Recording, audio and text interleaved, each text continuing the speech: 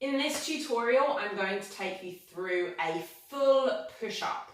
The most important thing in a push-up is shoulder position. So when we're going down, we're going to have our hands right under, I'm going to show you from this angle first, you have our hands right under our shoulders, and then as we lower ourselves down, our hands obviously stay in the same place because they're on the floor, our elbows go back and down at 45 degrees from the shoulders. Okay, so we don't want our elbows flared up at 90 degrees here. That's a really great way to mess your shoulders up. And you don't want to have your elbows tucked into the side and doing tricep push-ups or military push-ups either, because this is just going to make your life super duper hard, and you're not going to be utilizing your chest muscle for the movement. You're just going to be using this tiny muscle here on the back of your arms, and you're going to be missing some of the muscles that could be working. You could be also strengthening your chest at the same time that you're strengthening your triceps, and that's a shame. So we're going to have our elbows out at 45-degree angles. This is where the shoulder joint is most comfortable pushing from. The second thing is, after shoulder position, is our position in a plank. So quick revision of what a high plank looks like. Our hands are directly under our shoulders. Our hands are shoulder width apart. That would explain them being under the shoulders. And we're up on tiptoes like this. Our bum is tucked, okay? We're not sticking our bum out like this and arching the back. We want to keep that core nice and tight as we go down towards the floor, which I know is like a problematic expression, but basically we want to stop ourselves from sagging, and we want to stop our shoulder blades from sagging down. Okay, so a full push-up looks like this. Elbows back and down. I'm coming all the way down to the floor, touching my boobs on the floor, and then pushing back up. Okay, the whole body stays like a complete plank.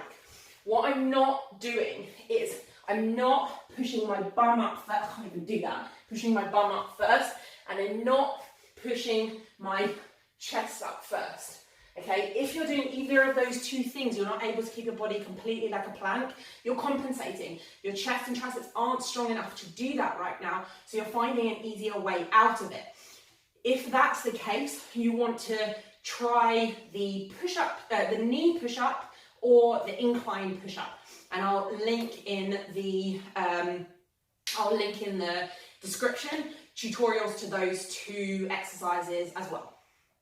One thing I want to add about push-ups is make sure you're working through full range of motion. Make sure you're touching your boobs or your chest all the way down to the floor. If you're not able to do that, don't be tempted to just smash out half reps. I see so many people doing this.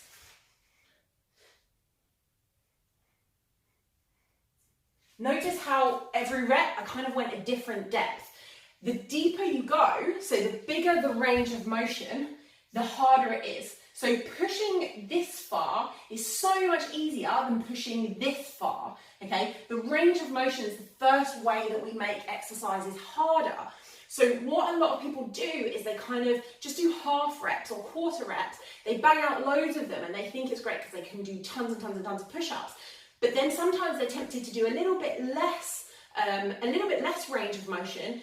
And even though they're doing less work, they feel like they're doing more. Also, you can just change, the reps can get shorter and shorter and shorter as you get tireder or more tired. So if you work through full range of motion, if you commit to working through full range of motion, you always have a benchmark where you know completely, like indefinitely, unarguably that you've improved, because today I did 10, in 2 weeks time I did 15, and if I'm doing shorter reps, then I'm never quite sure if I've improved or not, okay? So no cheating, no bro reps, no ego reps, really work through full range of motion, and again, if you're not able to do it on the floor, just take it into an incline.